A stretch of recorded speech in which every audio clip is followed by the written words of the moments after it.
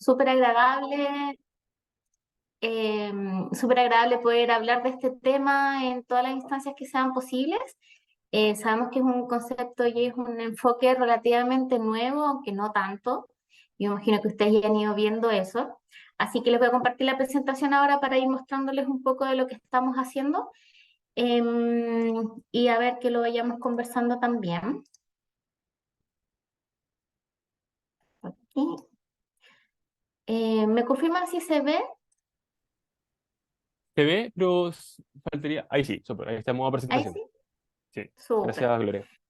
Ya. Yo les voy a hacer una pasada primero más que por el concepto, aunque sí por el concepto de transición justa. La idea es mostrarles un poco la reflexión y el racionamiento, la racionalidad que está detrás del concepto de transición socioecológica justa que estamos implementando desde el Ministerio y desde la administración del presidente Gabriel Boric.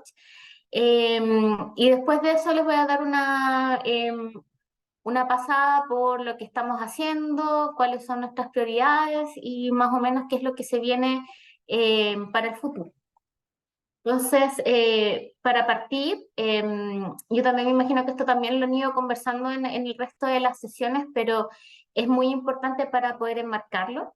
La transición justa nace desde esta necesidad de generar una economía limpia y carbono neutralidad, pero es necesario cuestionarnos si es que esto tiene que ser a cualquier costo. En general, para transitar hacia una economía que sea menos intensiva en el uso de carbón y menos contaminante, vamos a obtener diferentes beneficios, ¿cierto? Vamos a tener sistemas que sean más resilientes y democráticos, reestructuración industrial, avances tecnológicos, esperamos también una reducción de la pobreza y abordar preocupaciones de justicia ambiental, pero no necesariamente estos cambios van a significar un beneficio para todos los grupos de la población y en particular para los grupos que han históricamente estado más marginalizados. Entonces, si es que no se hace bien, esta descarbonización puede crear desigualdades y crear nuevas vulnerabilidades o incluso acentuar las que ya existan. Y por lo tanto es necesario abordarlos desde los impulsores estructurales que inducen a la injusticia. Lo que nosotros estamos planteando y en general cómo se plantea el concepto de transición justa es que esto tiene que ser basado en cambios tecnológicos para incluir un mayor compromiso con los problemas de justicia social, pero en ningún caso se pueden dejar estos aspectos de justicia social fuera de la ecuación. Eso a modo general como de introducción. Ahora, el concepto de transición justa en sí mismo es un concepto que ya tiene hartos años. Nació desde movimientos activistas y sindicalistas de principios de la década de los 70. En esta foto ustedes ven a Tony Mazzocchi, que fue el líder sindical de Estados Unidos que empezó a hablar de transición justa en esos momentos. Lo que ocurrió en Estados Unidos fue que empezaron a crearse estándares ambientales más exigentes y eso significó que algunas empresas o algunas industrias no pudieron ponerse al día y por lo tanto tuvieron que tomar la decisión o de cerrar o disminuir sus producciones o hacer cambios significativos dentro de las industrias. Y eso ponía en jaque la participación de muchos trabajadores. Y es muy importante destacar que aquí los movimientos sindicalistas, la opción que ellos tomaron no fue de bloquear las mejoras en estos estándares ambientales, sino que abogar por un concepto de justicia que acompañara estos cambios. Es decir, que estos cambios que iban en beneficio del medio ambiente y por lo tanto en beneficio de la población completa, no podía hacerse a costa de la calidad de vida de los trabajadores. El concepto siguió avanzando desde el mundo sindicalista y empezó a tener mucho roce con otros tipos de movimientos ambientalistas y de justicia ambiental y justicia climática. Y en los años 2000 más o menos se empezó a discutir a nivel académico. Y cuando eso ocurre, empiezan a surgir diferentes marcos conceptuales que explican el concepto de transición justa y por lo tanto también empiezan a surgir diferentes interpretaciones que no necesariamente son las mismas. Hay muchas conceptualizaciones que son divergentes y por lo tanto también existen definiciones múltiples y algunas que son ambiguas. Así que en conclusión no existe una definición universalmente acordada o un marco único para la transición justa, y eso es importante porque si bien se ha avanzado mucho, especialmente en términos de negociaciones internacionales para hablar de transición justa, lo cierto es que queda mucho espacio para la implementación y cómo eso se interpreta o cómo se implementa a escala nacional y después a una escala subnacional. Aquí les muestro 3 ejemplos de definiciones de transición justa. Las 3 vamos a ver que son muy diferentes. La primera es de la Organización Internacional del Trabajo, que dice que una transición justa significa hacer que la economía sea lo más justa e inclusiva posible para todos los interesados, creando oportunidades de trabajo decente y sin dejar a nadie atrás. Aquí es interesante que el enfoque se hace, y esto es esperable porque viene de la OIT, pero se hace en el trabajo decente y se hace en los derechos de los trabajadores que se ven afectados por un cambio planificado de las industrias. La segunda es la definición de Enel a escala internacional. Ellos ponen, si ustedes ven en la página web, hablan del concepto de transición justa, pero la definición misma es más bien de transición energética. Y aquí dicen, transición energética hace un sistema basado en las fuentes renovables dirigida de forma equitativa para todos, prestando atención a los puestos de trabajo, la seguridad de los abastecimientos de energía y una distribución justa de los costes asociados a la transición. Entonces aquí nuevamente vemos que hay un enfoque diferente que está en las fuentes de energía que se están utilizando. También incorpora el concepto de justicia, pero desde un punto de vista muchísimo más enfocado en cambios tecnológicos. Y la última es la definición de la Alianza para la Justicia Climática, o Climate Justice Alliance en inglés, que dice que la transición justa es un conjunto de principios, procesos y prácticas guiados por una visión, integradores y con enfoque local que edifican el poder económico y político para pasar de una economía extractivista a una economía regenerativa. Esto implica abordar los ciclos de producción y consumo de manera holística y libre de residuos. La transición por sí misma debe ser justa y equitativa, remediando daños causados anteriormente y creando nuevas relaciones de poder para el futuro mediante las reparaciones. Si el proceso para la transición no es justo, el resultado nunca lo será. La transición describe tanto el lugar al que vamos como la manera en que llegaremos ahí. Entonces acá vemos una definición muchísimo más compleja que involucra muchísimo más procesos fuera del trabajo decente y más allá de la transición energética también. Hablamos de una economía extractivista explícitamente y cómo tiene que cambiar esa economía extractivista, y habla de una economía regenerativa. Entonces aquí podemos ver que estas 3 definiciones de transición justa divergen y son expresiones de cómo cada una de estas organizaciones ve los procesos y desde qué punto de vista los ve, que están relacionados directamente con el ámbito de acción que ellos tienen.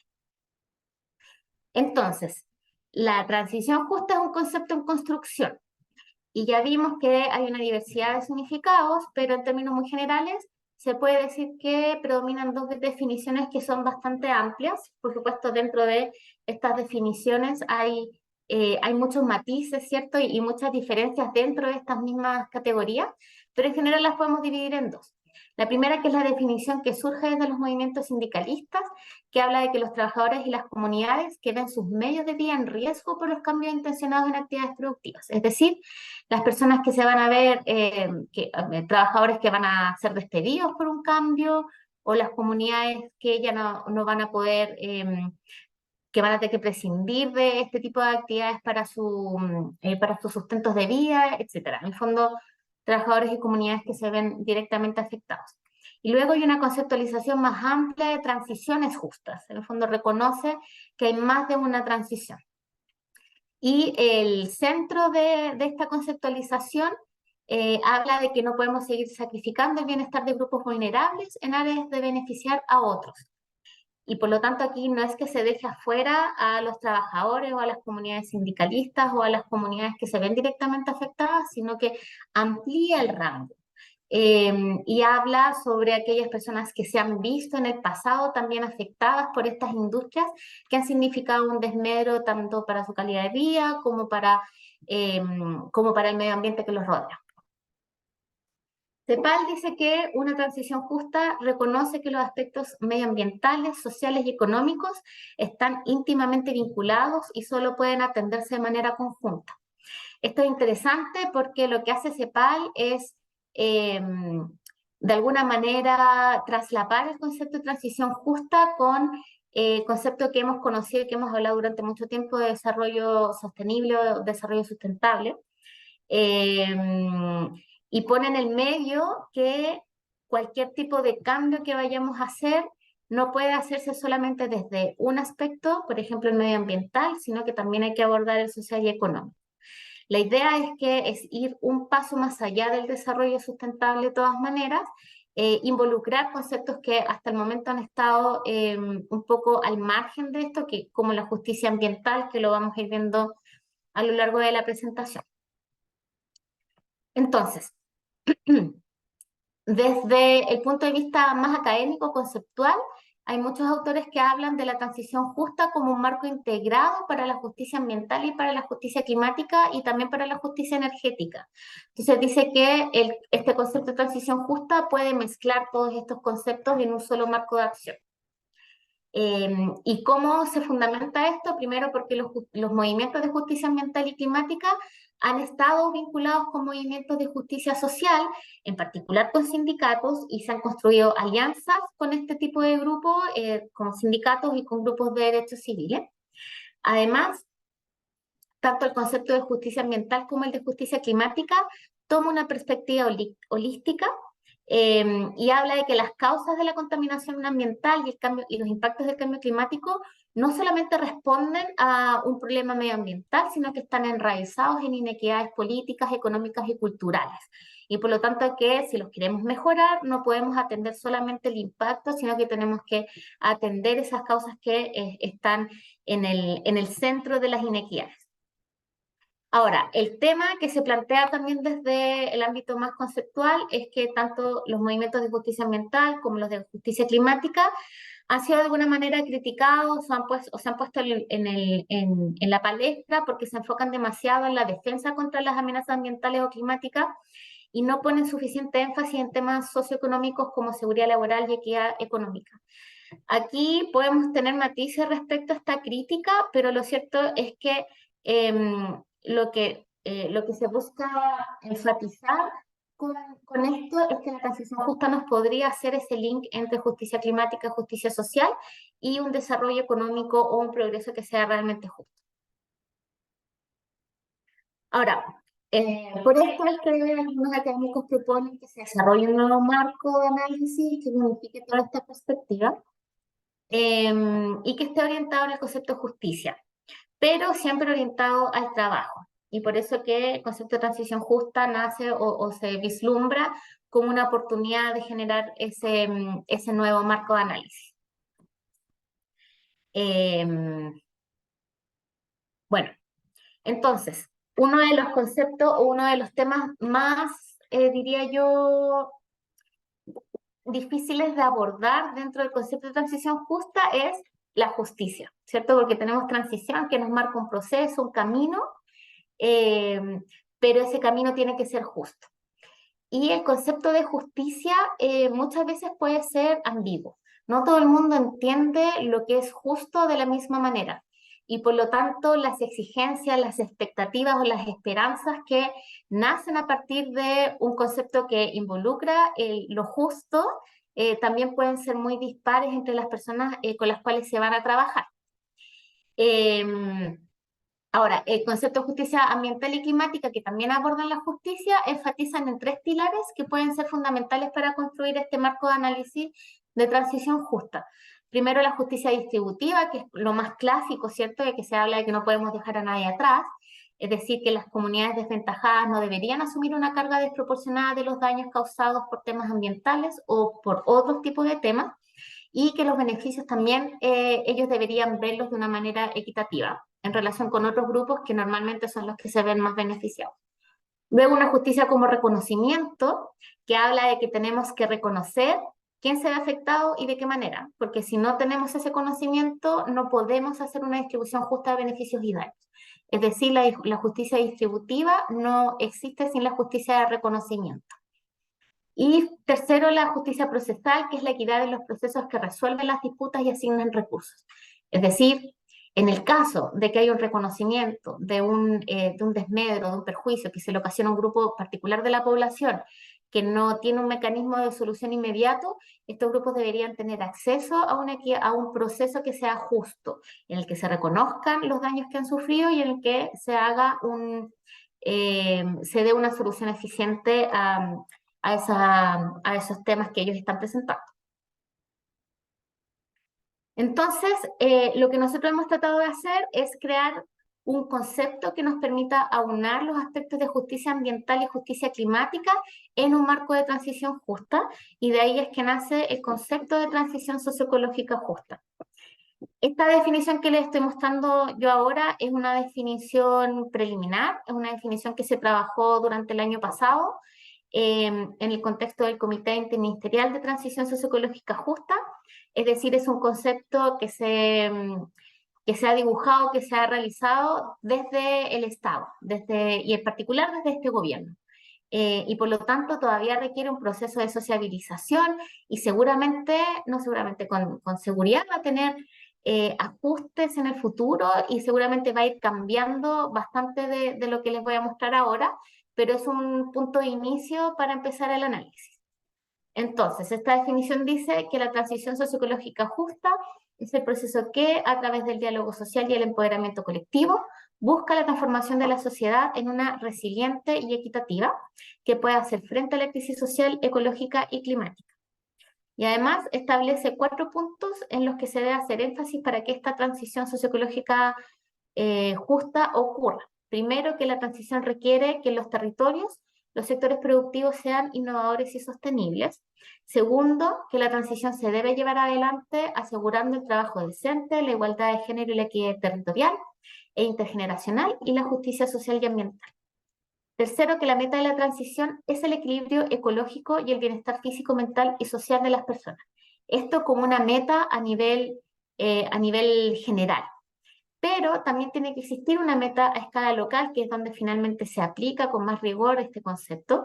Y esa meta debe ser consensuada con los actores locales o considerando las pertinencias y los contextos que son propios de un trabajo territorial como el que implica la transición socioecológica justa.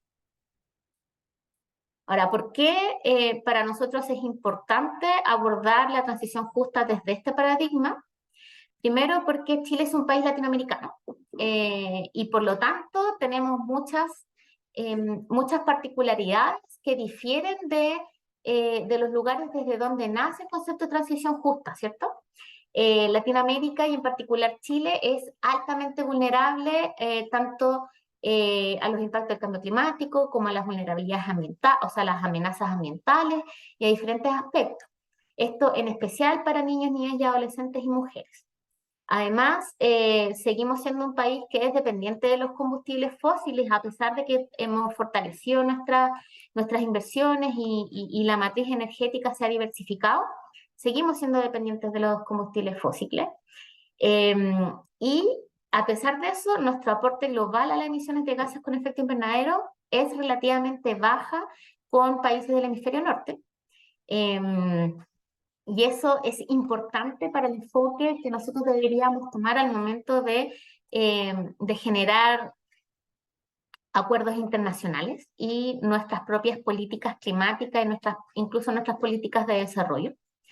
Luego tenemos brecha en nuestros estándares ambientales, a pesar de que Chile ha ido mejorando gradualmente en los estándares ambientales que tiene y que le exige a los proyectos productivos.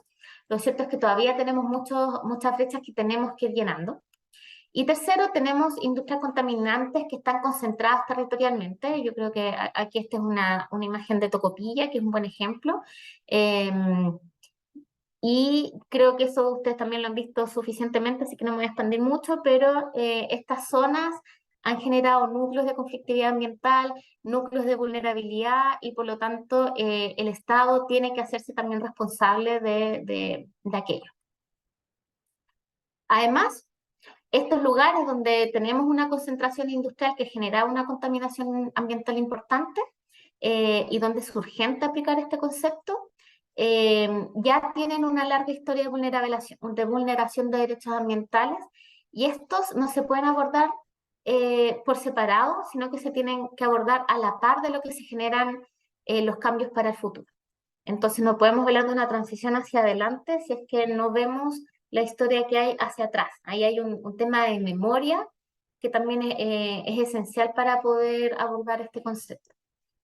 Y al igual que la experiencia internacional, en Chile se ha comenzado a relacionar la justicia ambiental y climática con la transición justa. ¿Qué quiere decir esto? Que queremos mejorar las condiciones sociales y ambientales, pero esto se debe hacer asegurando principios de justicia distributiva, de reconocimiento y de procesal que no dejen a nadie atrás. Los procesos que en Chile ya se han vivido de cierres de centrales termoeléctricas a carbón, como el de Bocamina, que tuvimos el año pasado, y el de Tocopilla, que también tuvimos el año pasado, o el cierre de la Fundición Ventanas, que tuvimos este año, creo que han sido un súper buen ejemplo de cómo estas miradas pueden chocar y cómo si es que no adoptamos políticas concretas para poder eh, asegurar que estos procesos sean justos, pueden terminar en procesos fallidos. Entonces, para abordar la transición socioecológica justa desde una perspectiva de justicia ambiental y climática, no podemos solo mirar hacia adelante, también necesitamos reconocer las vulneraciones del pasado y procurar no repetirlos. Aquí nos vamos un poquito más al callo sobre qué es lo que estamos haciendo. Y durante el año pasado se hicieron 3 medidas bien concretas. Primero, que es la creación de la Oficina de Transición Socioecológica Justa, que yo dirijo. Esto se concretó en octubre del año pasado, sin desmedro de que el trabajo ya se ha empezado a hacer desde el principio y de hecho, como vamos a ver más adelante, toma trabajo que se viene haciendo incluso desde antes. Y el trabajo de esta oficina se ha concentrado en 2 áreas muy concretas y muy estratégicas, que son los territorios en transición y la transición hídrica justa. Además, se creó el Comité Interministerial de Transición Socioecológica Justa, que está compuesto por 10 ministerios, perdón, por 9 ministerios, tengo que corregir eso, y que es presidido por la ministra del Medio Ambiente. Este comité tiene por objetivo asesorar al presidente de la República en los temas referentes a la política y transformaciones institucionales para avanzar en el proceso de transición socioecológica justa. También se creó el Comité Interministerial de Transición Hídrica Justa, que está conformado por 6 ministerios, que también es presidido por el Ministerio de Medio Ambiente, y que tiene un objeto muy similar, que es asesorar al presidente en los temas referentes a la política y transformaciones institucionales para avanzar en el proceso de transición hídrica justa.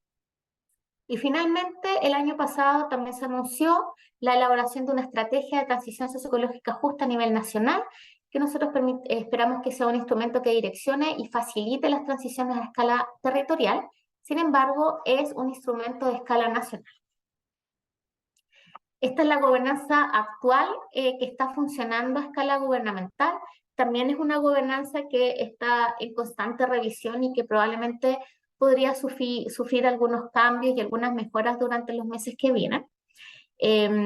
Lo principal es que lo abordamos a través del Comité Interministerial de Transición Socioecológica Justa, que está acompañado por un equipo técnico. Ese equipo técnico está coordinado por la Oficina de Transición Socioecológica Justa, y el objetivo de ese equipo es ir operacionalizando las decisiones que se tomen en el comité. Y además tenemos gobernanzas a escala local, que en este caso se decidió continuar con los consejos para la recuperación ambiental y social que ya existían en los territorios de Huasco, Quintero, Puchuncaví y Coronel, y se van a crear gobernanzas locales para los territorios de Tocopilla y Mejillones. Y además estos consejos, estas gobernanzas locales pueden estar acompañados por comisiones ad hoc, como una comisión de salud, una comisión de aire, etcétera, que permita también ir fortaleciendo y acelerando la toma de decisiones. La Estrategia Nacional de Transición Socioecológica Justa, como les comenté, está pensado como un instrumento de escala nacional que permita entregar los lineamientos y facilitar estos procesos de transición a escala local. Y por lo tanto va a estar compuesto por los objetivos principales que debe tener cualquier estrategia o cualquier política de Estado. Después una serie de principios rectores que deberían ser aquellos que nos permitan generar procesos de transición justa a escala local, independiente de la meta que cada uno de estos territorios tenga. Después los mecanismos de financiamiento que permitan implementar en la práctica las medidas que se identifiquen a escala local y mecanismos de focalización que también los vamos a conversar un poquito más adelante, que la idea es ir identificando en qué territorios debemos trabajar y bajo qué modalidades. Por ahora estamos trabajando, como les comenté, en 5 territorios, que son Tocopilla, Mejillones, Huasco, Quintero, Puchuncaví y Coronel. Se podrían integrar otros en el futuro. Y estamos trabajando con una modalidad única en estos momentos que también podría diversificarse en el futuro, que es tener un plan local, que por ahora son los programas para la recuperación ambiental y social, más una gobernanza local que acompaña a cada uno de estos territorios.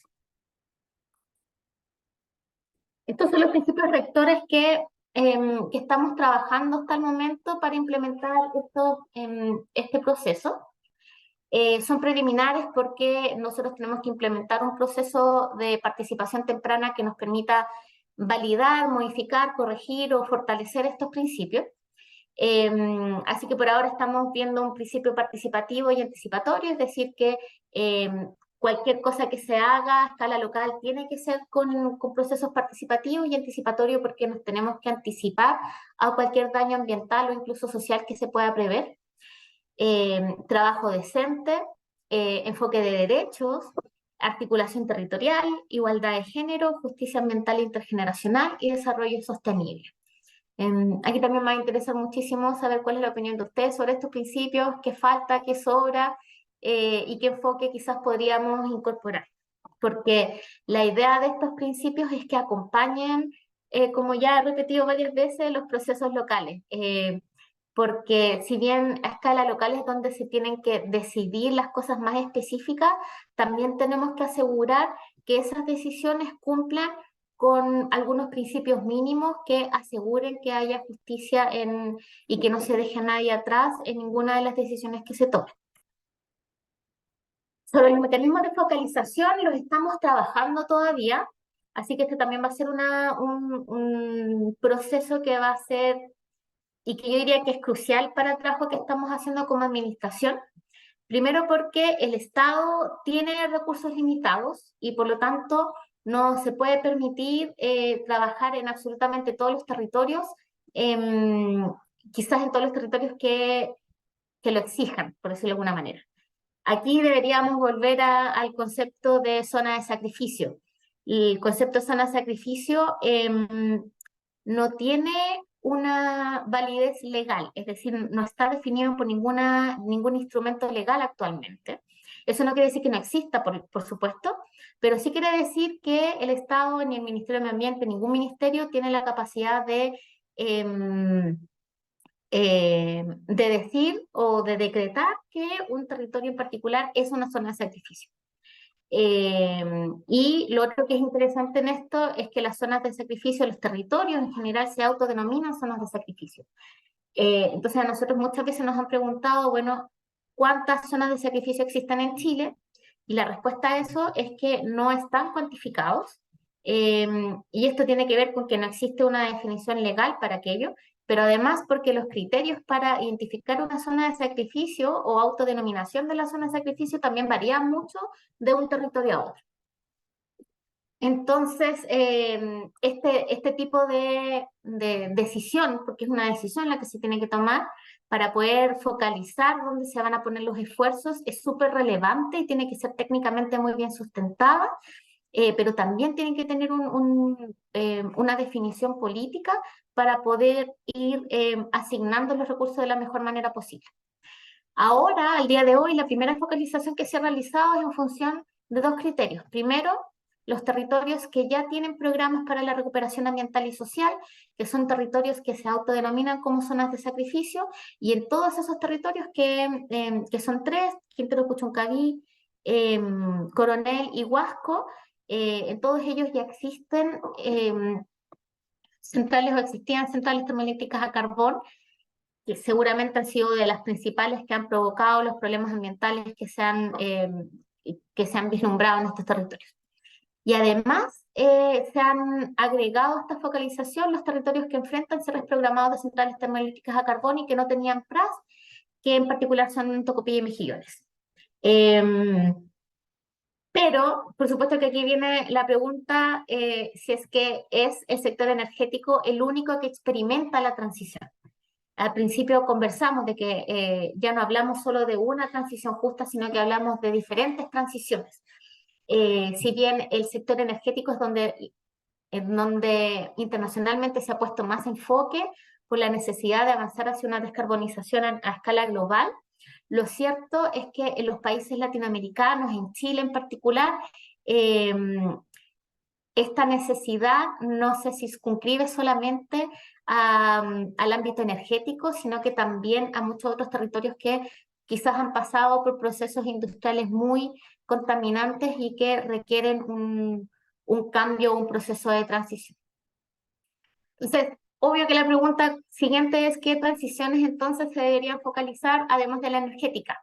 Por ejemplo, nosotros dentro de la oficina tenemos un área de transición hídrica justa, donde también estamos buscando cuáles son las mejores maneras de hacer un tránsito hacia una gobernanza del agua que sea más justa y que nos permita generar espacios donde la toma de decisión relacionada con el agua involucre a todos los actores.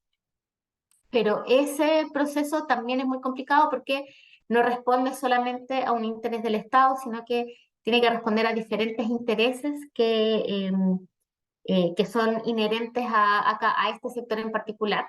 Y lo mismo va a pasar con cualquier otro sector en el que nos tengamos que mover. Otro buen ejemplo es el cierre de la Fundición Ventanas, que fue este año en la comuna de Puchuncaví, que aborda especialmente el sector minero, pero que territorialmente está muy cercano al sector energético, y que fue un cambio radical y que también nos permitió evidenciar cuáles son las tensiones territoriales que se provocan a partir de una decisión como el cierre de una industria que llevaba tanto tiempo funcionando como la Fundición Ventana. Y después tenemos que resolver cuáles son los criterios que se ocupan para esa focalización.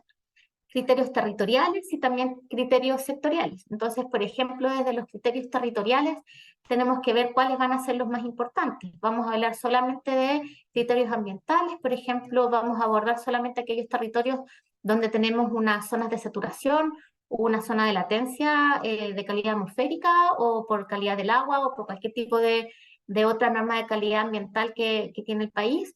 O también vamos a hablar de otro tipo de criterios ambientales como suelo, donde todavía no tenemos una norma de calidad, o algunas de aguas, porque en Chile tenemos muy poquitas normas de calidad secundaria para cuencas.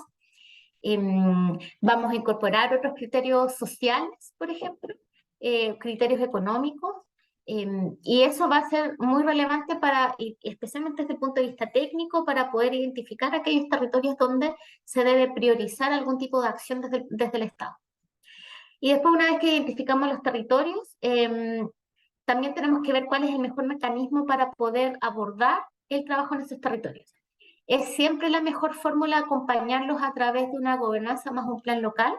Si bien la gobernanza de plan local ha sido un instrumento, una forma de abordaje que se ha ocupado en otros países, lo cierto es que también son procesos que son más lentos y que requieren mayores esfuerzos y mayores recursos desde el Estado.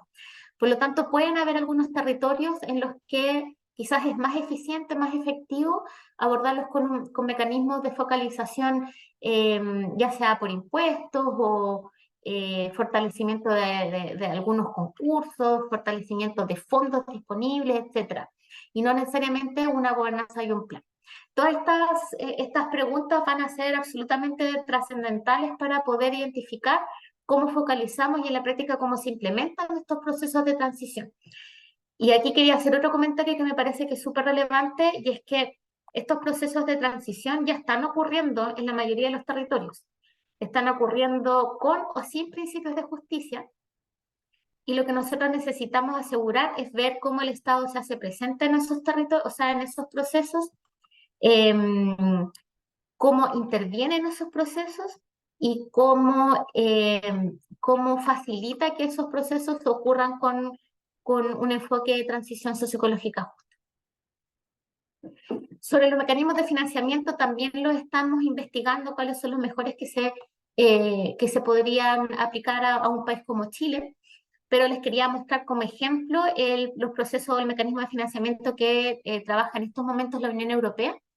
La Unión Europea tiene 3 mecanismos de financiamiento que son bien concretos. Primero tiene un fondo de transición justa que involucra una cantidad enorme de plata que se le entrega a diferentes territorios. Después tiene un régimen de transición justa a través de InvestEU, que son centros de asesoramiento y en fin son centros que permiten acelerar la innovación, y además está creando un instrumento de préstamo al sector público para poder generar subvenciones financiadas con cargo al presupuesto de la Unión Europea. En particular a nosotros nos interesa, o a mí me interesa, la experiencia del Fondo para la Transición Justa. Este fondo se hace en función de planes locales o planes territoriales de transición justa, y los lugares donde se pueden elaborar estos planes son definidos previamente a través de diferentes mecanismos de consenso que tiene la Unión Europea, y a través de este Fondo para la Transición Justa se permite el apoyo para las inversiones productivas en pequeñas y medianas empresas, creación de nuevas empresas, investigación y la innovación, la rehabilitación ambiental, la energía limpia, la mejora de las capacidades de los trabajadores, programas de asistencia en la búsqueda de empleo y de inclusión activa en los solicitantes de empleo, y la transformación de las actuales instalaciones con altas emisiones de carbono. Y les quería mostrar esto porque puede ser que este mecanismo de financiamiento puede ser un súper buen ejemplo, pero al mismo tiempo a nosotros nos podrían faltar aspectos a financiar. ¿Por qué? Porque este fondo de transición justa que tiene la Unión Europea em, se enfoca de aquí hacia adelante, y cuando hablamos de lo que pasó hacia atrás, solo habla de la rehabilitación ambiental y habla de aspectos laborales, pero no habla sobre, por ejemplo, salud, que es un tema de especial interés para los territorios en los que nosotros estamos trabajando. No habla de infraestructura, que también es súper relevante, infraestructura no relacionada con instalaciones energéticas, ¿cierto? Sino que caminos, redes asistenciales, etcétera. Y ese tipo de ámbito también debería ser considerado en un eventual fondo de transición justa. Ahora, esta es una alternativa. Nosotros también tenemos que preocuparnos de ver más y tenemos que tratar de diversificar las opciones de financiamiento que tengamos para implementar una transición socioecológica justa. Y los otros dos, en especial el segundo, también es una súper buena alternativa en Chile porque nos podría permitir, por ejemplo, a través de programas que ya existen como Corfo, como Invest Chile, acelerar algunos procesos de innovación productiva que nos permita tener sectores productivos que sean más innovadores y sustentables. Y aquí un ejemplo de lo que les comenté, de estos son los territorios donde existen planes territoriales de transición justa. Estos planes entonces definen los territorios en los que se va a utilizar el Fondo de Transición Justa, y los planes establecen desafíos de cada territorio, así como la necesidad y objetivos de desarrollo a alcanzar de aquí al 2030. Y además identifican los tipos de operaciones previstas y especifican los mecanismos de gobernanza. Es decir, en un sentido paralelo a lo que nosotros estamos viendo, también trabajan con planes locales y sistemas de gobernanza locales.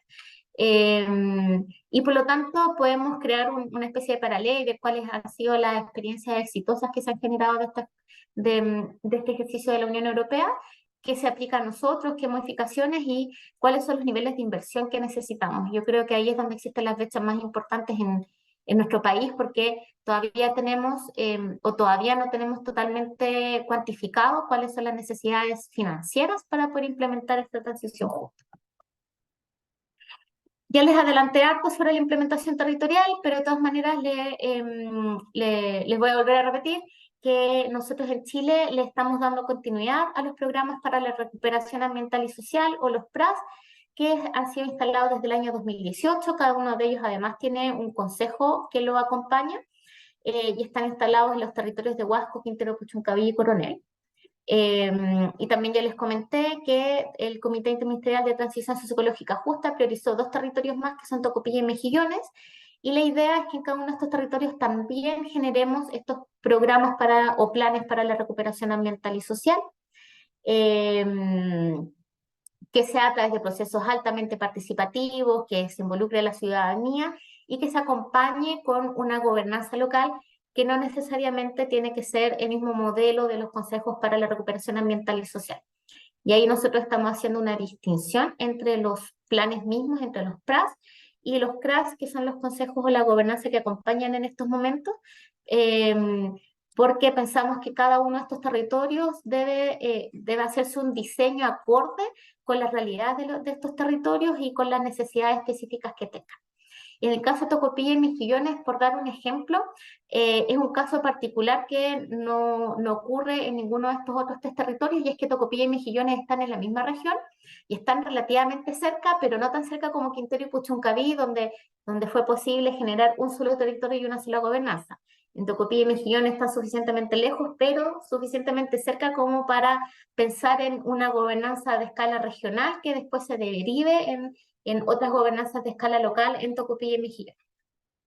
Lo importante es que estas gobernanzas se deben enmarcar en un trabajo intersectorial y multifactorial, porque estamos hablando de territorios que son altamente complejos, donde no solamente tenemos un problema derivado de centrales termoeléctricas a carbón, y esperamos que en estos territorios se definan y se prioricen medidas atingentes y contextuales a la realidad local.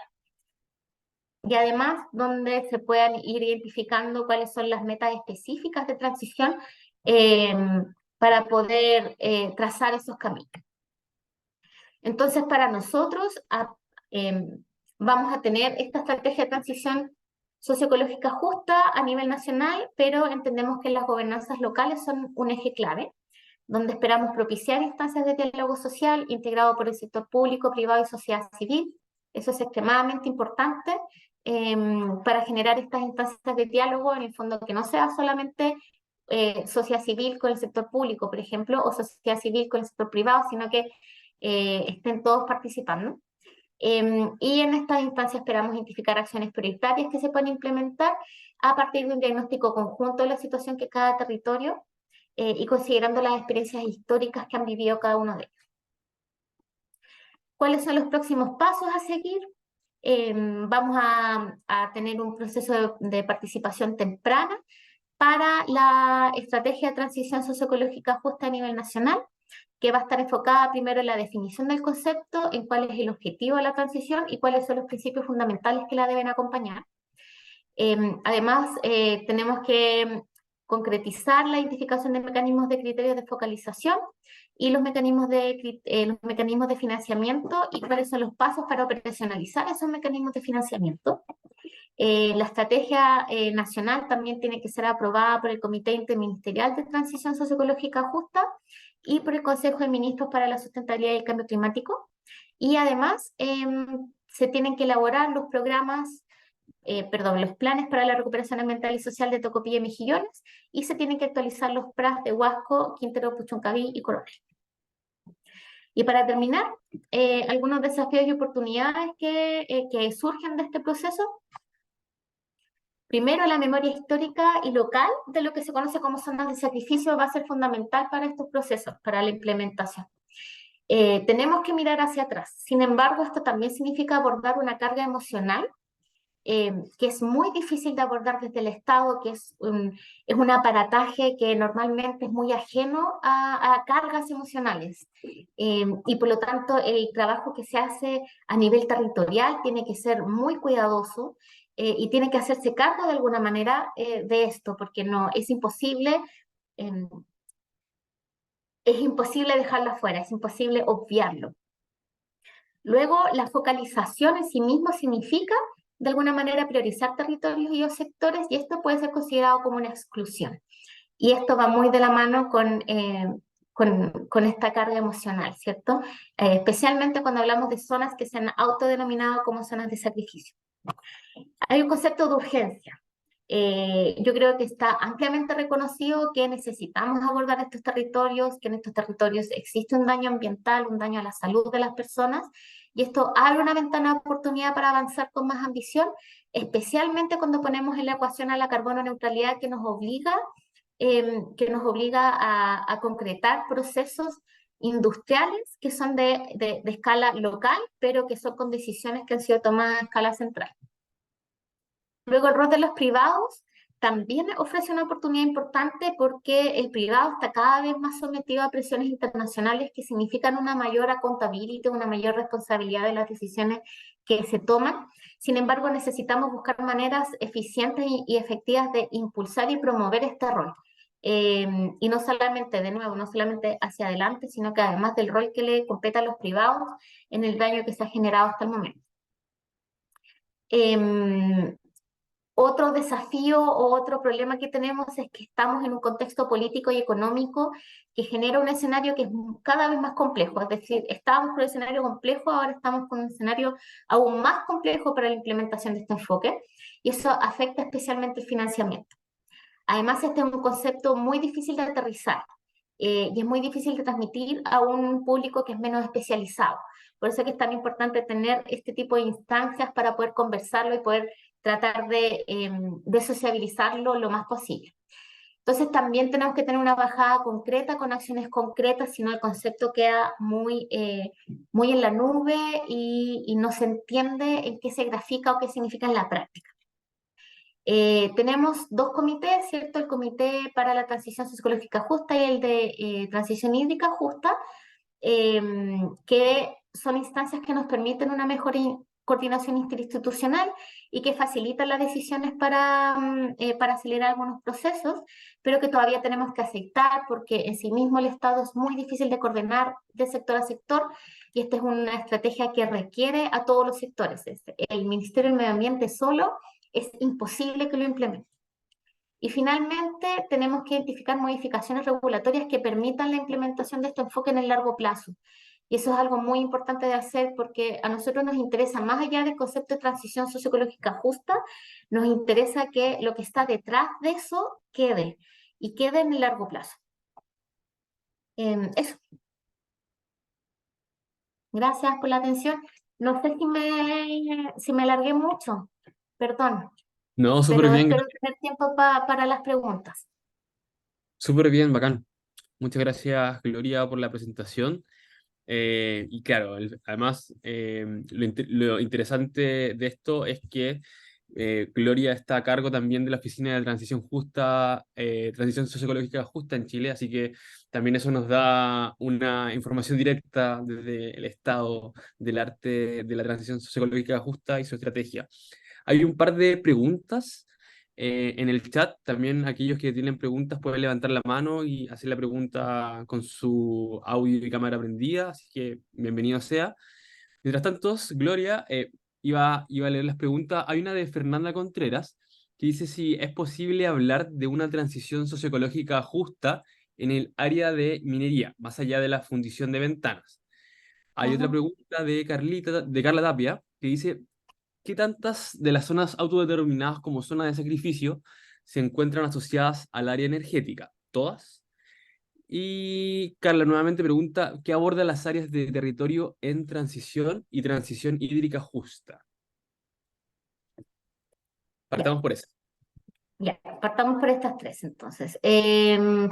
Claro que podemos hablar de transición socioecológica justa en el área de la minería más allá del cierre de la fundición Ventanas, y, pero tiene características súper diferentes al área energética.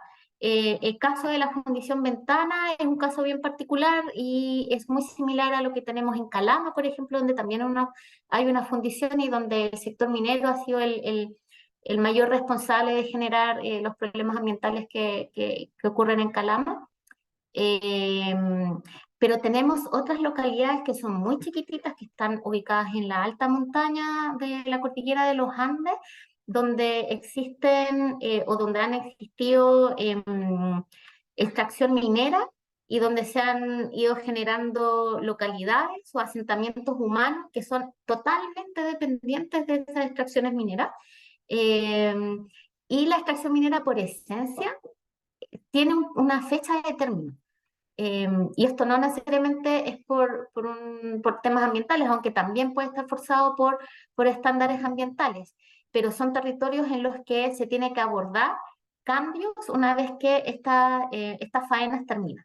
Ahí el Ministerio de Minería, por ejemplo, está trabajando y está siempre monitoreando cuáles son esas situaciones que están ocurriendo.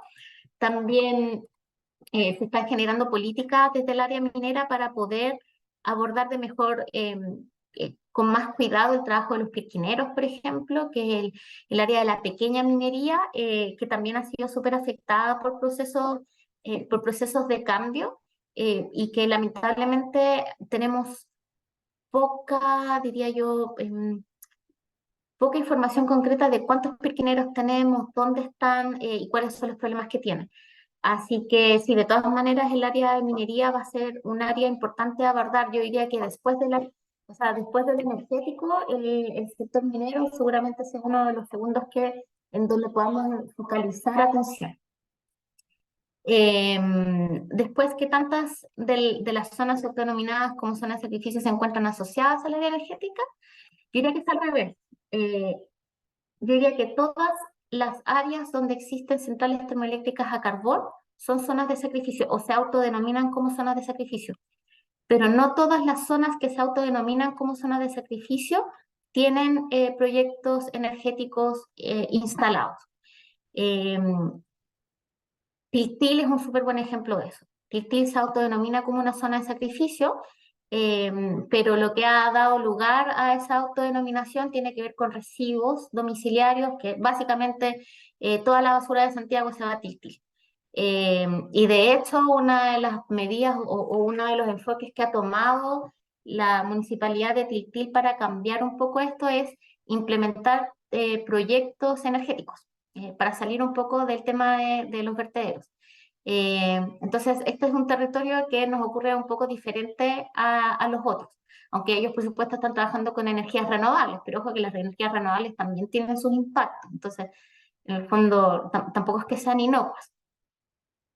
Que abordan las áreas de territorio en transición y transición hídrica justa.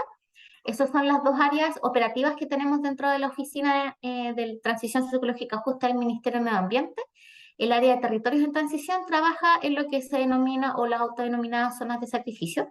Y ahí en particular estamos trabajando en estos 5 territorios que les comenté antes, ¿cierto? Quintero Puchuncaví, Huasco, Coronel, Tocopilla y Mejillones, que son, en el fondo, esa área de trabajo es el área más clásica desde el punto de vista de transición justa.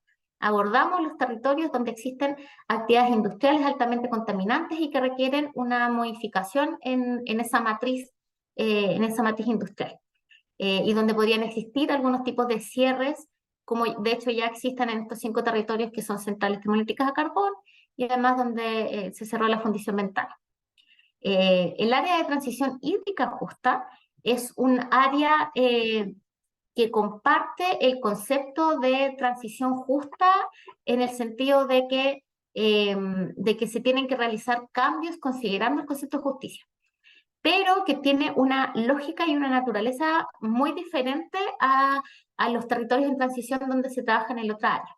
Y eso es normal, o sea, es esperable porque transición hídrica justa se enfoca por un lado en la sequía, ¿cierto? Pero por otro lado también en otros impactos del cambio climático como las inundaciones que hemos vivido en este último invierno, eh, o cualquier otro tema relacionado con el recurso hídrico. ¿Y qué es lo que ocurre ahí?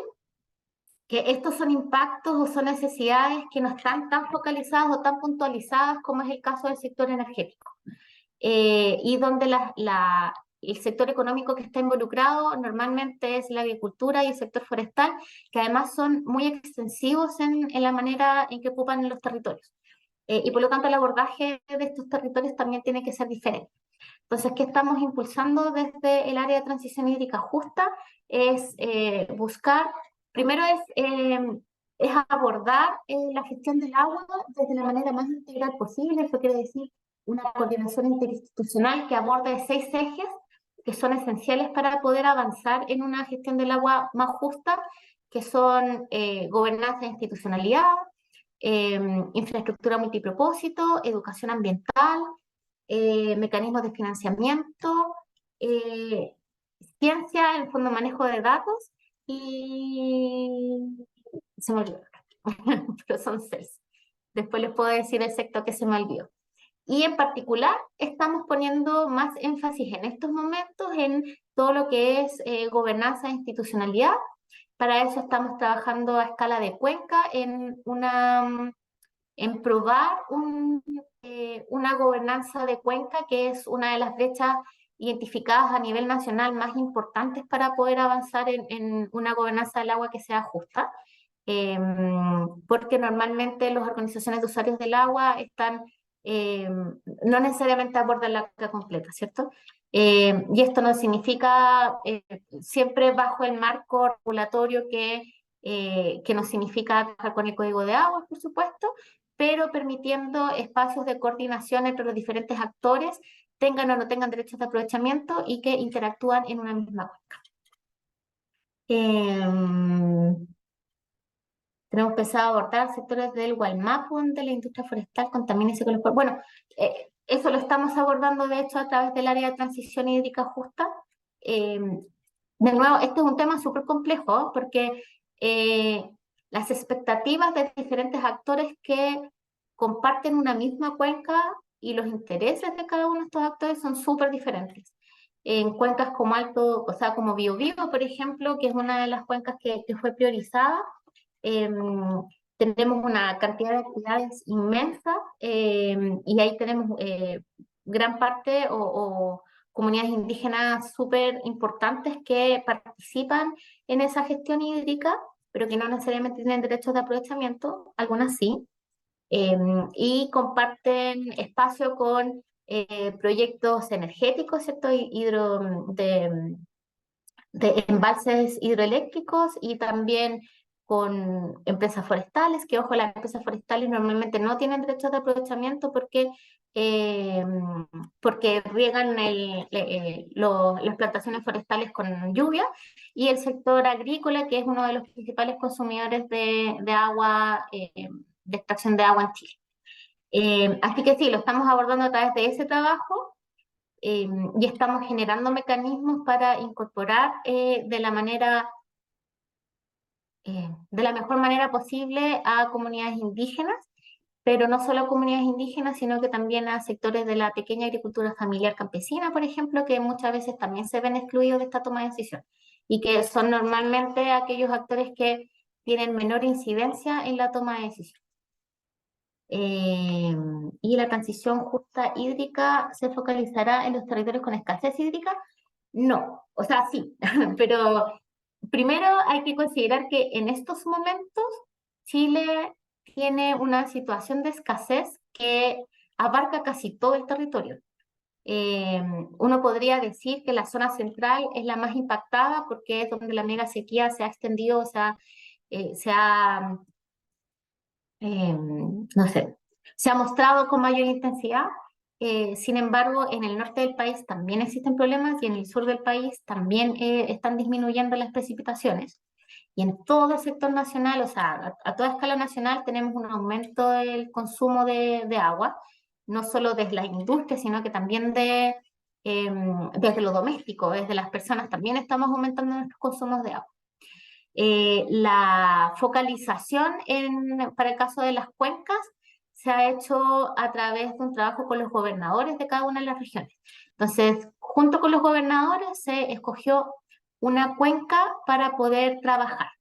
Y la mayoría de esas cuencas se definieron en función de las condiciones de escasez que tenían, pero por ejemplo en la zona austral del país tenemos una cuenca que no tiene un problema de escasez y que por lo tanto representa una situación muy diferente a las cuencas que estamos trabajando en la zona central del país, que sí tienen una situación de escasez muy, muy aguda. Así que la priorización de cuencas se hizo pensando en una distribución a nivel nacional, no solamente en aquellas cuencas que tienen más problemas de escasez. ¿Y cómo lograr la transición socioecológica justa en zonas que tienen como actividad principal la minería ilegal? Uy, qué buena pregunta. Yo creo que aquí me voy a dejar callar. No, no sé, Claudia, la verdad, cómo vamos a tener que abordar la actividad de minería ilegal. Primero me gustaría saber a qué te refieres en particular con minería ilegal. Así que está por ahí Claudia para que prenda el micrófono y nos cuente. O lo escriba. Claudia, ¿estás por ahí?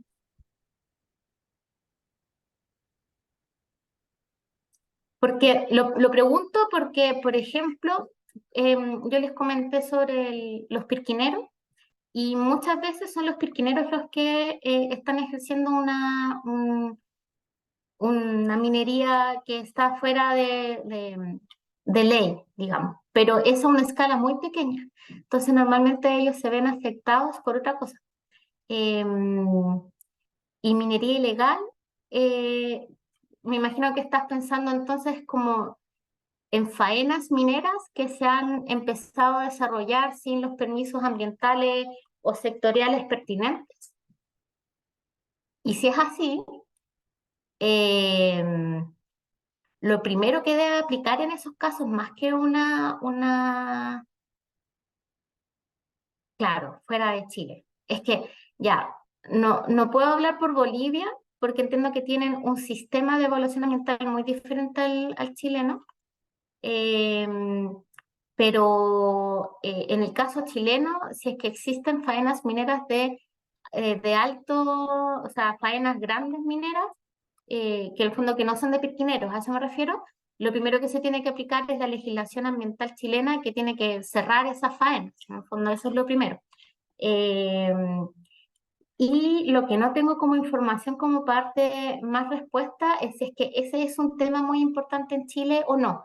Porque como les decía, yo tengo mapeado el tema de los pirquineros, pero no sé si es que tenemos faenas más grandes que podrían involucrar ilegalidades. Pero si ese fuese el caso, lo primero que se tiene que aplicar ahí es el cierre de una faena que no tiene sus permisos ambientales al día. Eso en Chile eso se permite. En el fondo, para eso existe el sistema de evaluación ambiental. Eh, Eso, especialmente si es que no pasó por ningún proceso. ¿No? O sea, en el fondo, si es que llegó y se instaló, eso es gravísimo para la institucionalidad ambiental chilena. Gloria, para ir cerrando esta presentación, ojalá te puedas quedar al cierre del curso también. Ya, también se logró sumar Carmen Duarte desde Colombia. Ahora cambiamos de latitud y subimos un poco más o bajamos, depende cómo lo miremos, hacia Colombia para efectivamente ver este caso comparado. Primero que todo, agradecerte, Gloria, por la presentación y explicación sobre desde dónde se aborda la transición socioecológica justa en Chile, sus etapas, por decirlo así, y también lo que va en el proceso que está de desarrollo, entendiendo además que es una estrategia que está iniciándose, que está en pleno desarrollo, en pleno proceso, y reacomodo. Así que muchas gracias, Gloria, por tu presentación. Y vamos ahora también con Carmen Duarte, si estás por ahí. Sí, hola, buenas tardes. ¿Ahí me escuchan bien? Te escuchamos súper bien, Carmen. Bueno, ahorita en un ratito pongo la cámara porque como les conté, como te conté, justo estaba volando y acabo de aterrizar, entonces voy así como justo saliendo del aeropuerto. No te preocupes, Carmen, acá estamos acompañando esas peripecias. Bueno, y antes que darte la palabra, contarles a los estudiantes que nos acompaña Carmen Duarte desde el Ministerio de Minas y Energías de Colombia. Y me puedes corregir, Carmen, eres coordinadora ambiental de la Oficina Ambiental y Social de este ministerio en Colombia, ¿cierto? Así es. Buenísimo. Bueno, y ahora pasamos de Chile a esta experiencia de la transición socioecológica justa como estrategia a la estrategia de Colombia, que también hace muy poco está iniciando su estrategia de transición justa. Es toda tuya la sesión, Carmen. Bueno, muy buenas tardes a todos. Vuelvo y me disculpo por la demora en la conexión y pues bueno, lo que alcancé a escuchar de Gloria fue súper interesante y pues realmente siento que nos llevan bastantes años de experiencia en este tema. Pues bueno, como lo comentabas, yo estoy desde el Ministerio de Minas y Energía de Colombia, que tiene a su cargo como 3 subsectores de la economía, pues no como ejecutador, sino como ente rector de los subsectores pues de energía, de hidrocarburos y de minería. Entonces, dentro del ministerio hay una oficina que se llama la Oficina de Asuntos Ambientales y Sociales y yo tengo a cargo la parte ambiental. Aunque, digamos, no estamos trabajando cada uno por su lado, lo ambiental y lo social, porque resulta que aquí en Colombia la autoridad ambiental, que es la Agencia Nacional de Licencias Ambientales, en uno de sus requisitos para el desarrollo de los proyectos, tiene el componente social, que es el tema de las consultas previas, que esto corresponde a zonas donde pues son territorios con asentamientos étnicos. Entonces tenemos que ir de la mano en muchos casos. Bueno, les cuento que el gobierno, que es un gobierno pues que comenzó hace un año larguito, a principios de agosto, es pues un gobierno con enfoque social y digamos defensor del ambiente y de los derechos de las comunidades, pues llegó con esta iniciativa de, de la transición energética justa, aunque anteriormente ya había, pues se está desarrollando como una política de transición energética. En este caso, pues era como muy enfocada a lo técnico, muy enfocada a la transformación de pronto de las tecnologías que se han utilizado y de la forma de producción que pues que históricamente ha desarrollado en Colombia estas actividades. Digamos que entonces, desde hace un año, arrancamos con todo para desarrollar esta nueva política de transición energética justa y en este caso el tema de justicia pues está cobrando como gran importancia. Ha sido un proceso difícil, se tuvo como en los primeros 5 o 6 meses del gobierno la elaboración de esta hoja de ruta para la transición energética, entonces retomando muchos temas y un diagnóstico situacional de las actividades y de las políticas en torno a estos tres subsectores para empezar a hacer una propuesta pues de transición. Esa hoja de ruta pues ha ido teniendo como varias transformaciones. En primer lugar porque ha habido como muchos cambios en todas las directrices del ministerio. No sé si ustedes saben, pero tuvimos bastante, digamos, oposición al perfil académico de la primera ministra, ya que ella es filósofa, pues con muchos enfoques y estudios pues ambientales y digamos de la inclusión de la variable social en esto. Finalmente, esta ministra salió justo hace un mes larguito, se alcanzó a durar el año, pero fue como unos primeros meses de tratar de posicionar esta, digamos, esta situación o estas ideologías de cómo se incluía lo justo dentro de la transición, de llegar con una posición de vamos a reducir la producción o explotación, la explotación de hidrocarburos, de reducción también en la explotación minera y temas así. Entonces fue como no poder ejecutar muchas de las acciones por estar como defendiéndose y estar tratando de visibilizar cuál era la posición del ministerio. Entonces, en principio, entonces la hoja de ruta pues ha tenido así como varias demoras, pero ya tiene unos documentos que se sacan para la identificación o para la socialización a todo el país y para que desde allí empecemos a pues hacer las discusiones y ya sacar los documentos definitivos. Entonces, digamos que la transición energética parte de una, digámoslo así, como de una necesidad de enfrentar el cambio climático.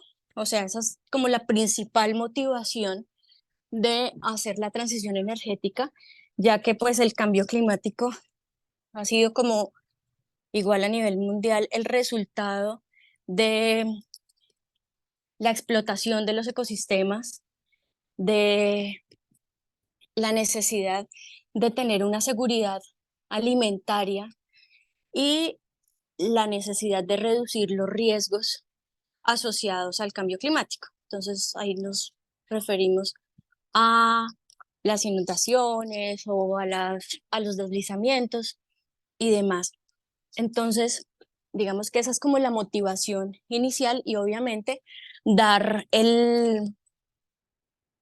cumplimiento a los que nos hemos comprometido como país en temas de mitigación del cambio climático. Entonces, bueno, en principio les puedo contar eso. La motivación principal es enfrentar esto, teniendo en cuenta que este sector es de los principales pues, contribuyentes al cambio climático, aunque países como Colombia no somos realmente grandes aportantes en emisiones, pero pues ya lo sabemos, somos demasiado vulnerables en este tema. Entonces, el hecho de la explotación de los recursos naturales y de la generación energética a partir de hidrocarburos y pues materiales de la minería ha hecho que pues que este sector sea el que deba tomar pues la iniciativa para esto. Como les mencionaba, hay otras autoridades, otros sectores, obviamente el Ministerio de Ambiente y la Autoridad de Licencias Ambientales, pues juegan un rol muy importante y ha sido también un reto lograr articular con ellos las posiciones. En general, o somos un gobierno pues defensor de las comunidades y defensores del medio ambiente, como ya les había comentado, pero en esa discusión y en esa articulación ya me voy a poner así como en video, en esa articulación del sector ambiente y el sector minero energético han habido pues discusiones bastante difíciles, pero bueno, digamos que eso lo explicaré un poquito más adelante. Respecto, digamos, a lo que ya hemos avanzado en la transición energética, entonces tenemos esta hoja de ruta que ya como ya está el documento en discusión, entonces donde se presentó un diagnóstico, donde se han presentado unas, pues lo llamamos escenarios de transición, donde se han modelado todas las posibles variables que se incluirían en esta transición y unas, pues como una modelación también de las fuentes y como ya de la planificación de las alternativas de transición o de prioridades para transicionar. Digamos que los aspectos imprescindibles de la transición está soportado como en 4 principios o ejes, que son la equidad y la democratización, donde se promueve o sea, que el acceso al servicio energético sea para todas las poblaciones, en especial las poblaciones vulnerables, donde haya como un enfoque de equidad sostenible, donde se integre la justicia climática, la justicia energética, la justicia social. Otro de los enfoques es la gradualidad, soberanía y confiabilidad, donde digamos que la transición busca sustituir de una manera gradual, progresiva, responsable y confiable todas las fuentes de energía fósil por unas menos contaminantes. O sea, es lo que llamamos la diversificación de la matriz energética. Em, en este tema, pues tenemos como grandes retos y es lograr identificar, además de las fuentes de energía, poder identificar pues cuáles son esas vulnerabilidades, potencialidades y necesidades en los territorios. Entonces, cuando Gloria estaba hablando que ya tienen como definidos unos territorios o unas zonas de transición, me parecía súper importante de pronto nosotros también revisar eso de la regionalización, ya que hay, pues digamos que aquí hemos identificado zonas con grandes necesidades y potencialidades.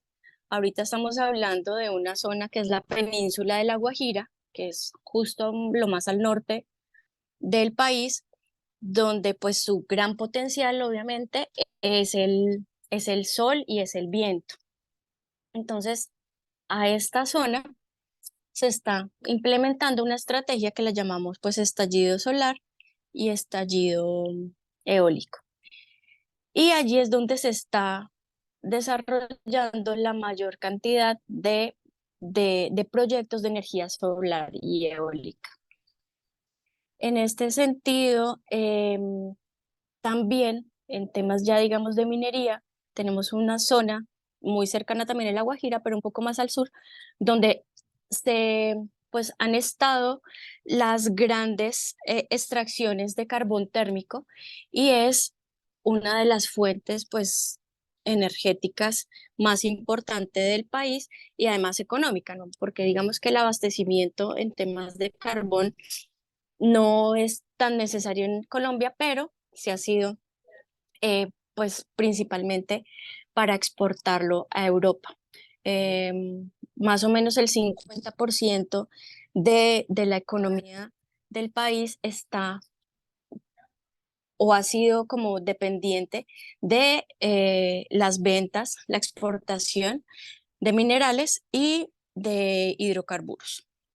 Entonces, esa es la intención de hacer la transición con gradualidad, soberanía y confiabilidad, donde pues se tenga la certeza de que vamos a tener la energía también suficiente sin tener que utilizar los hidrocarburos o los combustibles fósiles y haciendo pues una transición a partir del gas natural y a partir de las nuevas fuentes o de las fuentes no convencionales de energía renovable. Y otro de los enfoques que tiene la transición energética justa es la participación social vinculante. Con esta participación comenzamos a recoger, ahí sí fue por territorios, la, las opiniones, los conocimientos de cada una de las poblaciones. Ahí sí se seleccionaron pues como unos territorios con cierta influencia del sector. Por ejemplo, pues lo que les digo, zonas con alta minería o con conflictividad ambiental por la minería o por los hidrocarburos. Entonces, esta participación social vinculante también pretende integrar a las comunidades en el modelo energético nacional.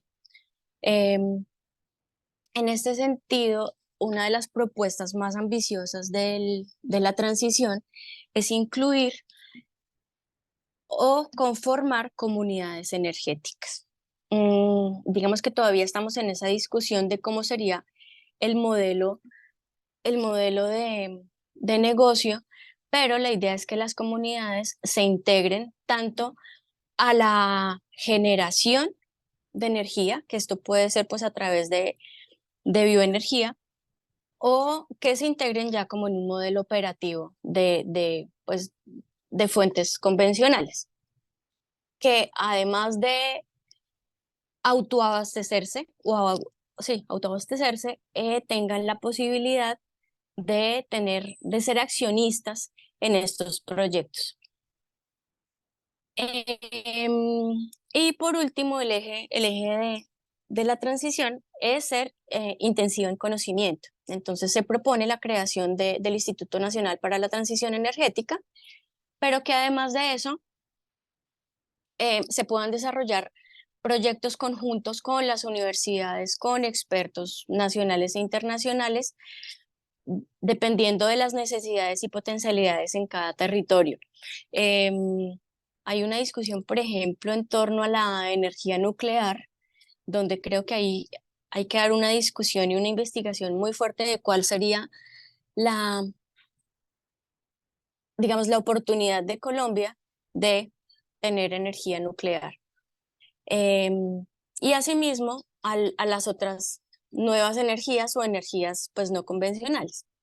En el tema de la geotermia, por ejemplo, en el tema de los hidrógenos, en el tema pues digamos que solar y eólico ya está un poco más avanzado, pero empezamos a hablar de los proyectos costa afuera, inicialmente en proyectos eólicos. Justo más o menos en un mes, la idea era que fuera en agosto, pero ya no fue, se lanzaría la subasta de proyectos de energía eólica costa afuera en una región del Atlántico.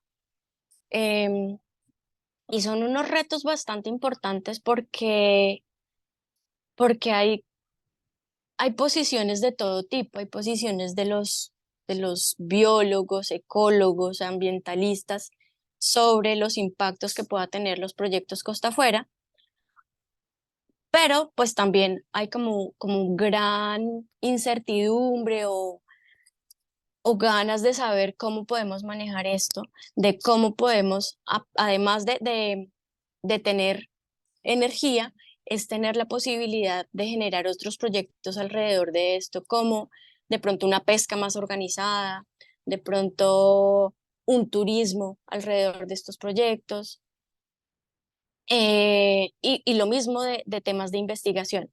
Entonces, esos son como los retos que hemos planteado en torno a esto. Mm, Oportunidades, yo creo que siempre se están contrastando con los retos, o sea, en cada oportunidad hay un reto y es, por ejemplo, lo que les mencionaba en el tema de energía geotérmica, es que normalmente estas fuentes de energía están en pues zonas cercanas a los páramos o a los volcanes principalmente. Entonces acá empezamos a tener esas discusiones con el Ministerio de Ambiente, donde dicen, no, el páramo es un área de protección, el volcán acá en Colombia está principalmente relacionado con estar en zonas pues bastante altas. Entonces pueden estar inmersos en un parque nacional o en un parque natural nacional, y esto hace que haya oposición.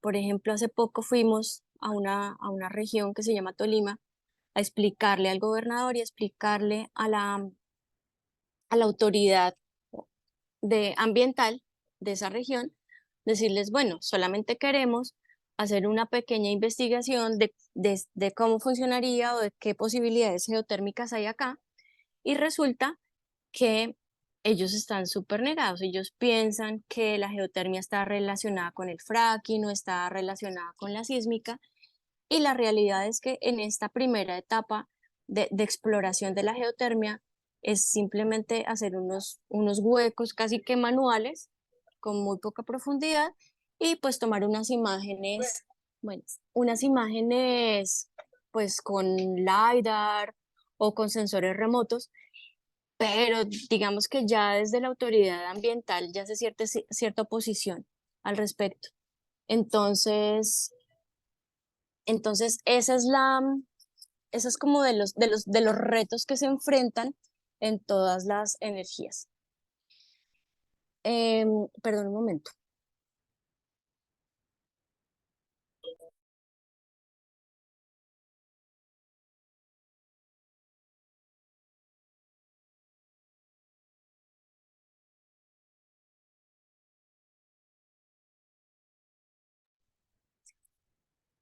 Bueno, esto igual pasa con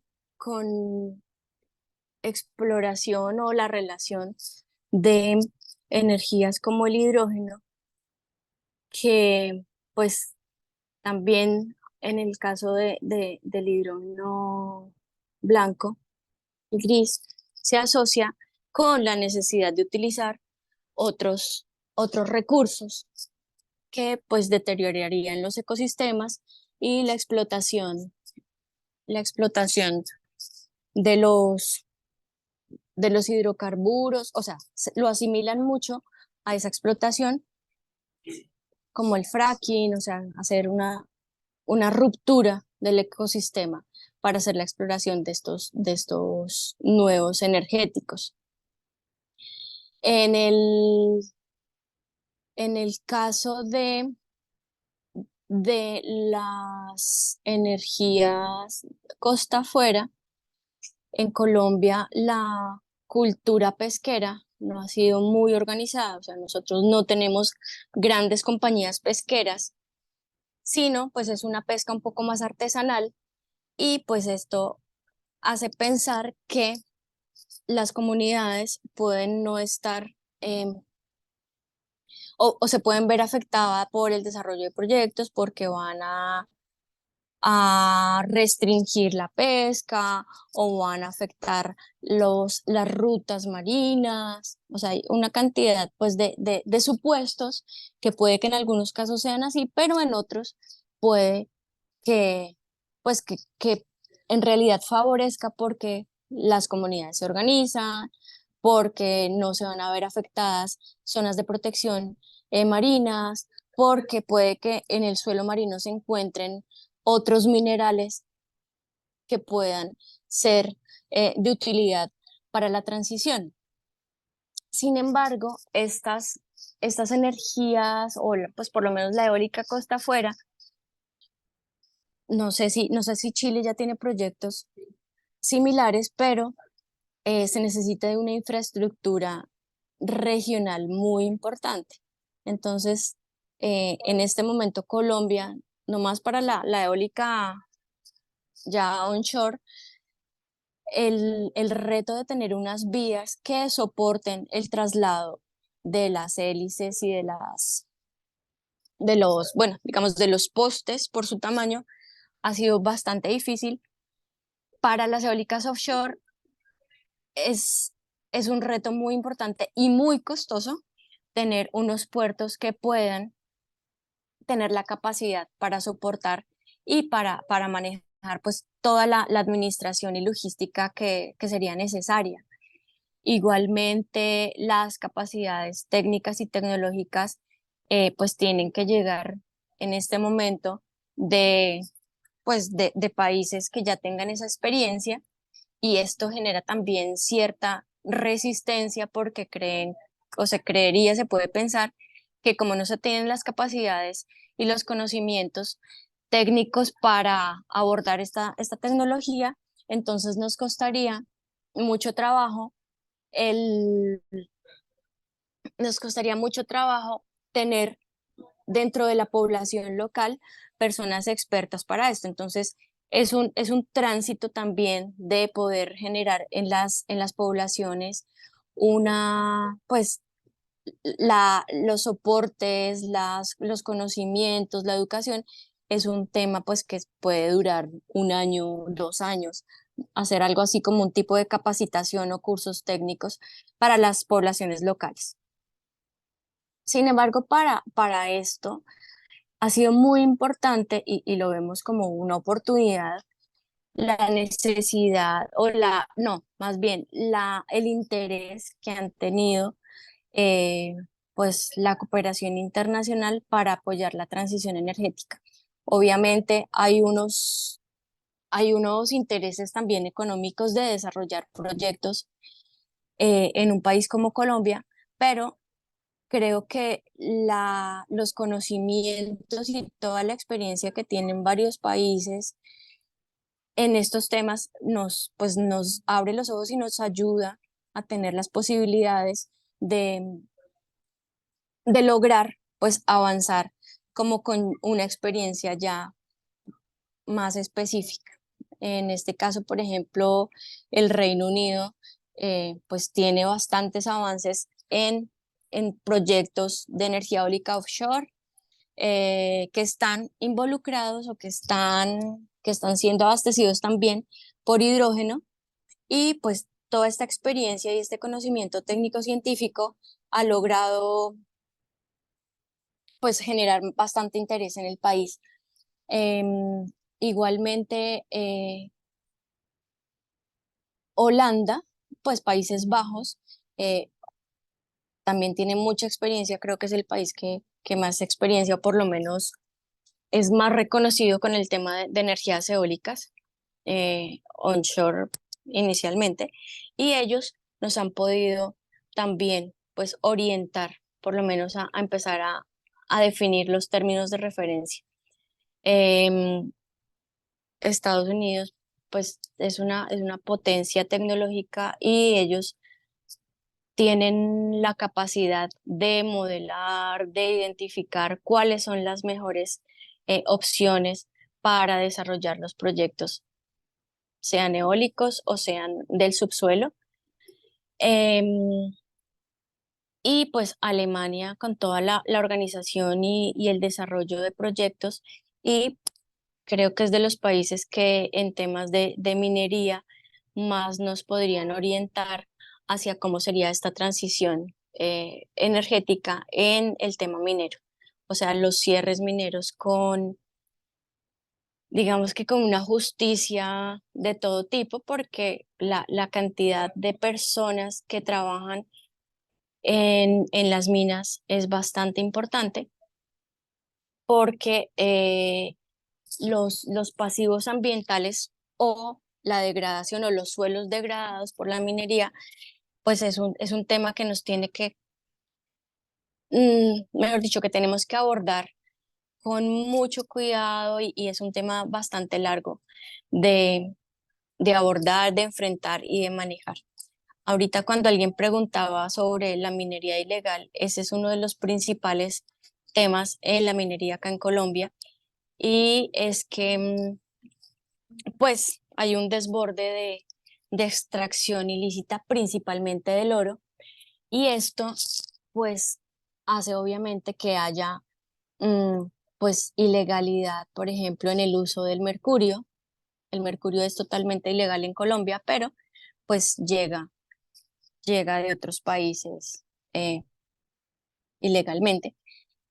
Entonces esto hace que se degrade muchísimo los suelos y ríos y pues las regiones donde se utiliza. Entonces, dentro de la transición, lo principal que se está proponiendo en temas mineros, pues son los cierres graduales y con justicia de las grandes minas, em, digamos, teniendo en cuenta obviamente la justicia laboral, teniendo en cuenta la justicia económica, teniendo en cuenta la protección del suelo. Y en los temas ya de minería ilegal y dependiendo de la escala y de las regiones y de quién la esté eh, ejerciendo, toca. En el tema de la minería informal, por ejemplo, sí la está ejerciendo en pequeña escala comunidades étnicas. La idea es que ellos pues se organicen y la hagan de una manera un poco más consciente, un poco más organizada, de una manera más limpia, para que pues se sigan manteniendo, digamos, la minería tradicional, pero con una responsabilidad tanto social como ambiental en las regiones pues priorizadas. Y asimismo,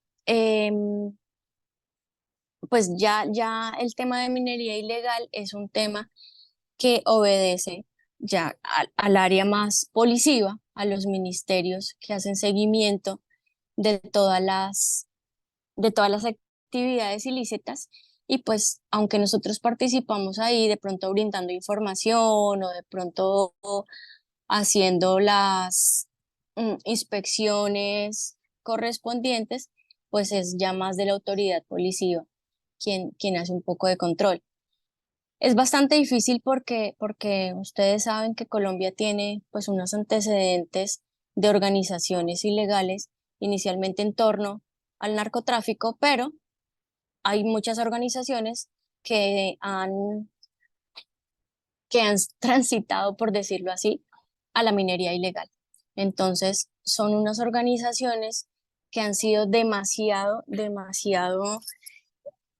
desarrolladas y han logrado tener o tienen una maquinaria y tienen unas áreas colonizadas demasiado grandes y que por su organización delictiva también pues es muy difícil enfrentarlo.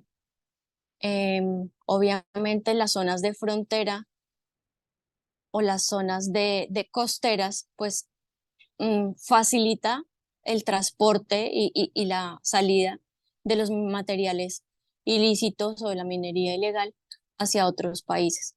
Entonces, esto ha sido pues como de los temas más difíciles de enfrentar porque pues es enfrentarse a una mafia bastante constituida, bastante bien organizada y pues que en muchos casos tienen capacidades, mm, por decirlo así, de armas y de logística más avanzadas que la misma policía, por lo mismo, porque son regiones no tan centrales, regiones que viven de esto y que políticamente pues han sido o se ha hecho caso omiso por la seguridad propia de la población.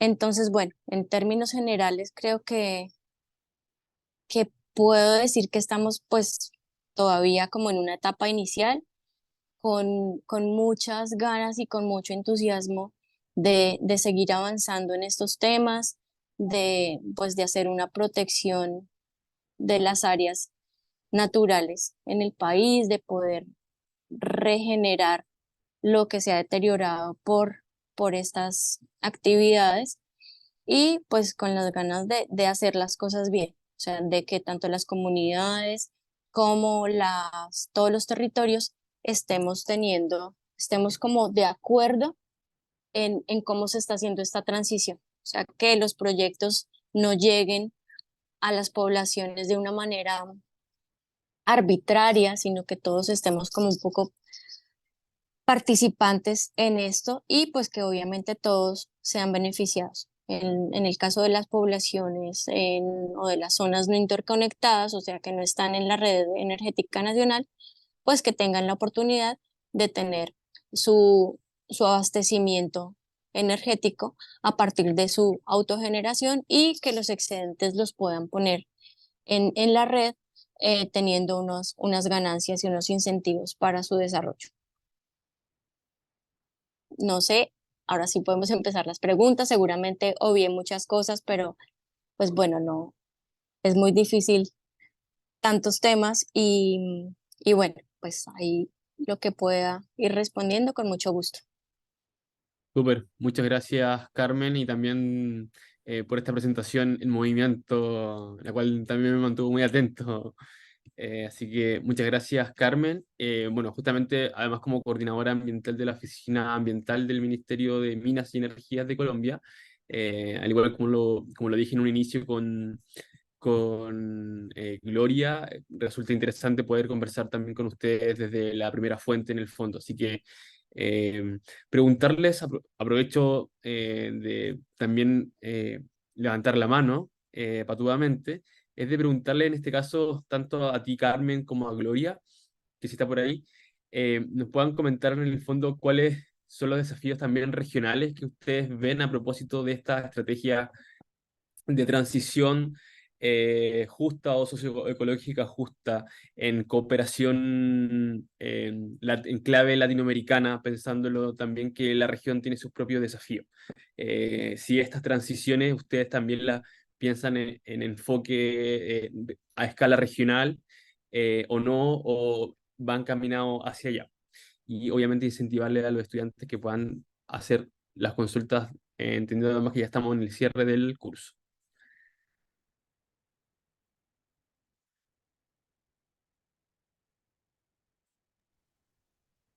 Bueno, pues podría empezar yo pensando en que sí son retos regionales. Por ejemplo, nuestra cercanía. Bueno, hay dos temas. Uno, la inclusión de Colombia en toda la región amazónica, por un lado, y la frontera con Panamá. Digo Panamá porque hay un proyecto de transmisión energética hacia el norte, hacia centro y el norte de América, donde pues esas mm, alianzas con los países fronterizos es muy importante. Em, Panamá, pues como ya lo hemos visto en estos días, está pasando una crisis en su canal porque hay tan poca agua que no se puede transitar los buques. Que digamos que ahí no lo hago por el tema de la relación de la transmisión energética, sino más porque los efectos del cambio climático y de la variabilidad climática están pasando a temas pues que no estábamos imaginando. Entonces, el hecho de que toda la comercialización entre Sudamérica y Centroamérica se esté viendo restringida por, por, porque el canal no tiene agua, pues o sea, nos está restringiendo muchísimo de toda esa integración con el norte de América. Dentro de las grandes expectativas y de las intenciones que vemos nosotros como, pues, como una potencia, Colombia como una potencia en temas eólicos y en temas solares, es que en algún momento podamos generar la suficiente energía que incluso alcancemos a mandar al resto de América inicialmente.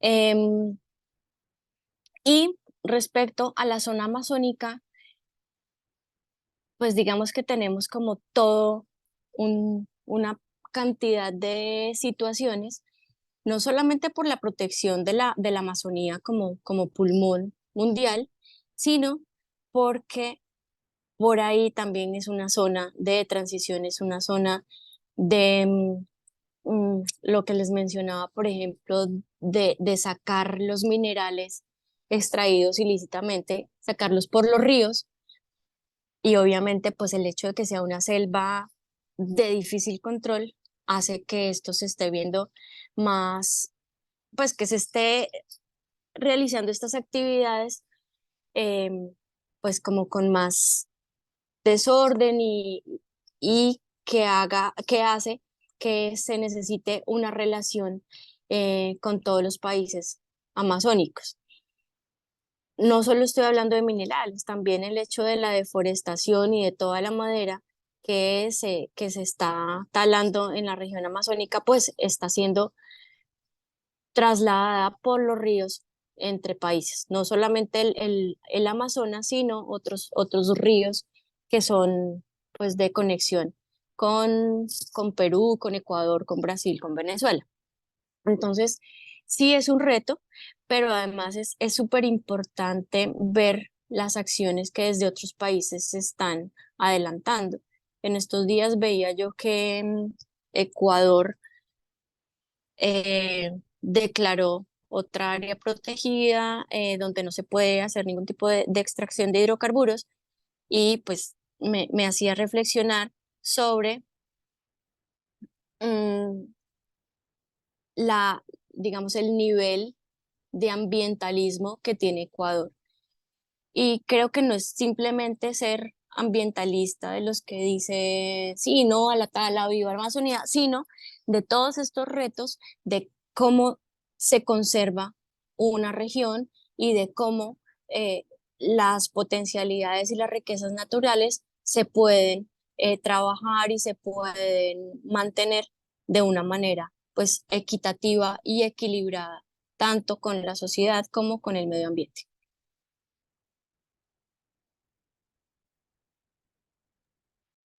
Muchas gracias, Carmen. No sé si hay más preguntas de los estudiantes, consultas, inquietudes. Ahí, de todas maneras, al inicio de tu presentación, Carmen, dejamos la hoja de ruta de transición energética justa que está llevando adelante Colombia. No sé si hay algunas consultas. Si es que está también Gloria, ahí pueden generar, o sea, pueden ir dando también un cierre a este curso. Sí, acá estoy. Buenísimo. En este caso, Gloria, también puedo repetir esta pregunta de la transición socioecológica justa de Chile. ¿Cómo ven este diálogo con los países vecinos de la región? Eh, Mira, lo hemos pensado harto porque lo que nosotros vemos es que el concepto de transición justa en una primera instancia cuando llega a Latinoamérica, eh, igual creo que esta puede ser una percepción más personal, pero tengo la impresión de que se siente como un concepto muy lejano porque también viene desde una realidad muy diferente y por lo tanto conceptualizada desde una realidad muy diferente. Entonces, desde yo diría que hace unos 3 años, 3, 4 años por lo menos, especialmente a través del trabajo de organizaciones como FIMA, que se empieza a conceptualizar desde una realidad latinoamericana. Y las experiencias que vayamos generando en países latinoamericanos como Colombia y Chile, y compartir esas experiencias va a ser trascendental para crear nuestro propio concepto y nuestros propios principios, que creo que son diferentes a cómo se ha hecho, por ejemplo, en el caso de Europa, que les mostraba que el Fondo de Transición Justa está mucho más enfocado en innovación tecnológica, en generar nuevos proyectos de energías renovables, en general en descarbonización. Yo creo que por las naturalezas de los países latinoamericanos, em, porque tenemos muy poco, un porcentaje relativamente bajo de emisiones de gases de efecto invernadero y por la vulnerabilidad que tenemos como países y como región, nuestros enfoques deberían estar puestos más bien en procesos de transición, en procesos de adaptación al cambio climático, de transformación, y eso tenemos que impulsarlo juntos como región porque es la única forma que eso también vaya permeando en procesos de diálogos internacionales, de acuerdos internacionales, va a estar súper ligado con estos procesos de negociación de daños y pérdidas. Entonces, eh, creo que hay que hacer un esfuerzo. Por ahora los esfuerzos están puestos en cada país en tratar de avanzar en estos procesos, en el concepto de transición, pero el segundo paso debería ser compartirlo internamente y generar acuerdos que vayan, que estén a nivel de estados, en el fondo, de cómo los países, los estados latinoamericanos se posicionan frente a estas problemáticas, que están, insisto, problematizadas de una manera completamente diferente en Europa, en Estados Unidos, de cómo lo estamos abordando acá en los países latinoamericanos. Eso.